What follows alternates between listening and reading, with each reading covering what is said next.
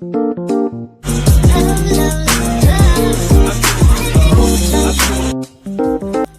Friends, welcome to Anushree kitchen.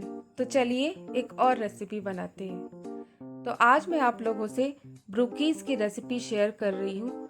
तो इसे सबसे पहले मैं आपसे शेयर करती हूँ कि इसे ब्रूकीज़ क्यों कहते हैं, क्योंकि ये ब्राउनी प्लस कुकीज़ की रेसिपी है, तो इसलिए हम इसे ब्रूकीज़ कहते हैं। तो इसमें ब्रूकीज़ और कुकीज़ दोनों का टेस्ट आता है, क्योंकि ये ऊपर से एकदम कुकीज़ की तरह क्रिस्प होती है और अंदर ब्राउनी की तरह एकदम सॉफ्ट होता है, तो इसलिए हम इसे ब्रूकीज़ कहते हैं। तो इसके लिए क्या क्या चीज़ें लगेंगी, चलिए देखते हैं।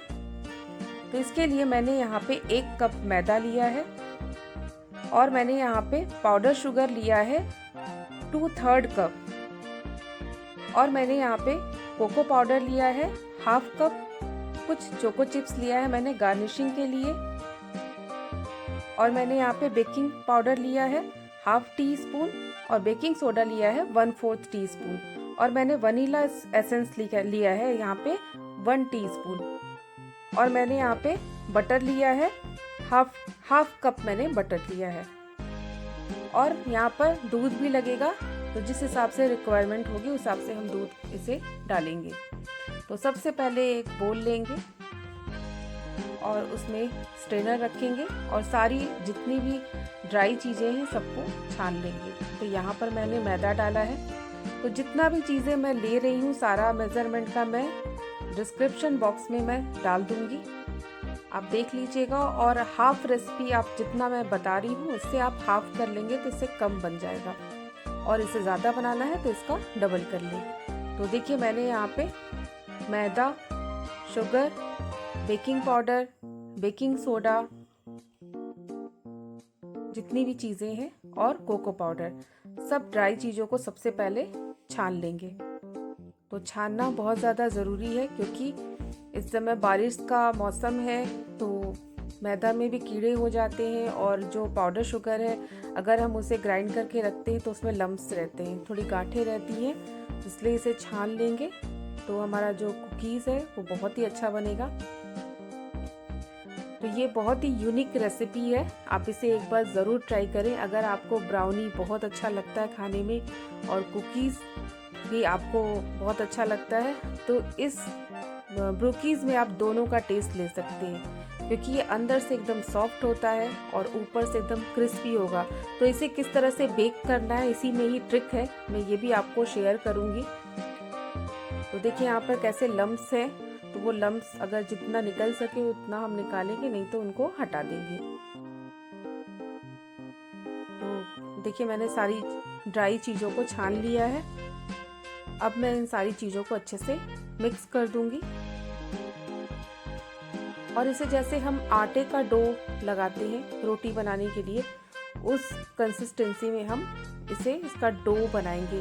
तो बहुत ज़्यादा इसे एकदम मसल के गूंथना नहीं है, नहीं तो ये हमारी कुकीज़ जो है वो एकदम हार्ड बनेगी। तो एकदम सॉफ्ट हाथ से इसे सारी चीज़ें डालें और मिक्स करें।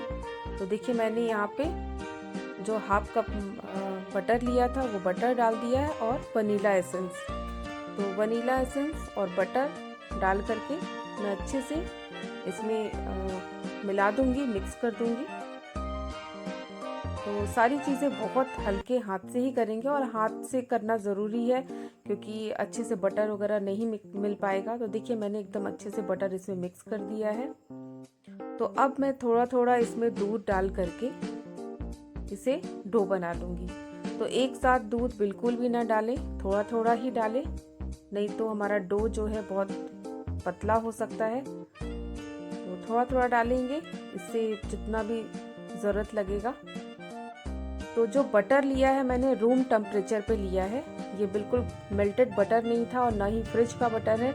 मैंने बनाने से पहले आधा घंटा पहले बाहर रख दिया है, और मैंने दूध भी रूम टेम्परेचर पे ही लिया है।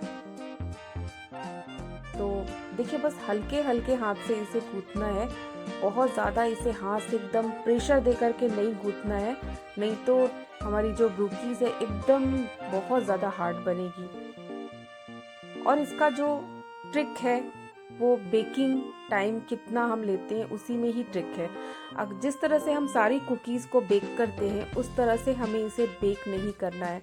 आप जब इसके बेकिंग ट्रे में रखें तो सिर्फ 12 से 15 मिनट के लिए ही इसे बेक करेंगे। 12 से 15 मिनट से ज़्यादा हम बिल्कुल भी बेक नहीं करेंगे, नहीं तो हमारी कुकीज़ जो है अंदर से भी एकदम क्रिस्प हो जाएगी, तो ये बिल्कुल कुकीज़ ही हो जाएगी। तो हमें इसे ब्रोकीज़ बनाना है, अंदर से सॉफ्ट ब्राउनी जैसा टेस्ट आएगा और ऊपर से क्रिस्प होना चाहिए। तो इसे सिर्फ 12 से 15 मिनट में ही हम बाहर निकाल लेंगे और बाहर इसे ठंडा होने देंगे। तुरंत आप इसे खाएंगे तो बहुत सॉफ्ट लगेगा, तो थोड़ा इसे रूम टेम्परेचर पे आने दीजिएगा बिस्किट को। उसके बाद ही आप इसे खाएंगे तो ऊपर से एकदम क्रिस्पी लगेगी और अंदर से एकदम सॉफ्ट ब्राउनी जैसा। तो देखिए मैंने इसे आटे के डो जैसा एकदम गूंथ दिया है और मैंने एकदम प्रेशर नहीं लगाया है इसमें, बिल्कुल भी जैसे आटे को हम एकदम गूंथ के एकदम सॉफ्ट करते हैं वैसा हमें बिल्कुल नहीं करना है, बस एक डो बनाना है। तो देखिए मैंने एक डो जैसा बना दिया है। अब मैं इसे छोटे छोटे बॉल्स बना लूँगी। तो देखिए मैंने यहाँ पे बेकिंग ट्रे लिया है, उसमें बटर पेपर लगा दिया है। अगर आपके पास ओवन नहीं है, आप ओवन में बेक नहीं करना चाहते हैं, तो आप कढ़ाई में भी इसे बेक कर सकते हो और एकदम परफेक्ट बेकिंग होगा कढ़ाई में भी। तो जिस तरह से हम कढ़ाई में बेक करते हैं केक को, उसी तरह से हम ब्रोकीज़ को भी बेक करेंगे। तो देखिए मैंने यहाँ पे बस छोटा सा एक पार्ट लिया है, उसे गोल शेप बना दिया है। इसे गोल ही रहने देंगे, बहुत ज़्यादा फ्लैट मत करिए। और इसके ऊपर मैं जो चोको चिप्स है वो लगा दूंगी।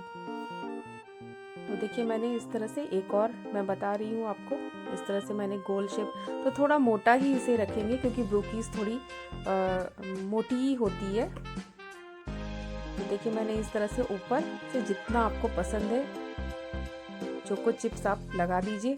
ये जब ओवन में बेक हो जाएंगे तो चोको चिप्स भी एकदम क्रिस्पी हो जाते हैं, तो ये खाने में और ज़्यादा टेस्टी लगते हैं। तो इसी तरह से मैं देखिए मैंने सारे ब्रोकीज़ को शेप दे दिया है।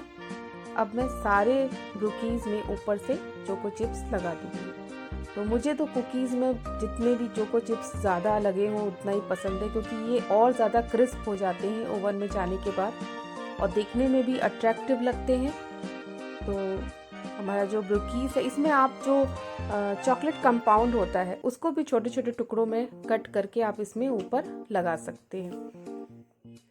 तो बस अब मैं इसे 160 डिग्री पर बेक करने के लिए ओवन में रखूँगी। तो पहले ही मैंने ओवन को प्रीहीट होने के लिए 10 मिनट के लिए रख दिया था। उसके बाद मैंने इसे 160 डिग्री पर 12 से 15 मिनट के लिए ही बेक किया है। तो देखिए हमारे जो ब्रोकीज़ हैं कितने परफेक्ट बेक हुए हैं और ये इतने यमी, इतने डिलीशियस लगते हैं कि आप एक बार ज़रूर ट्राई करिए और मुझे कमेंट बॉक्स में ज़रूर बताइएगा कि आपने इसे ट्राई किया तो कैसे बने। तो फ्रेंड्स, इसी तरह से आप भी बनाइए और अगर मेरी रेसिपी आपको पसंद आ रही है तो मेरे चैनल को लाइक, शेयर एंड सब्सक्राइब करिए। और अगर आप कौन सी रेसिपी मुझसे सीखना चाहते हैं तो वो भी आप मुझे लिख कर बताइए और सारे मेज़रमेंट मैं डिस्क्रिप्शन बॉक्स में लिख दूँगी। Thank you.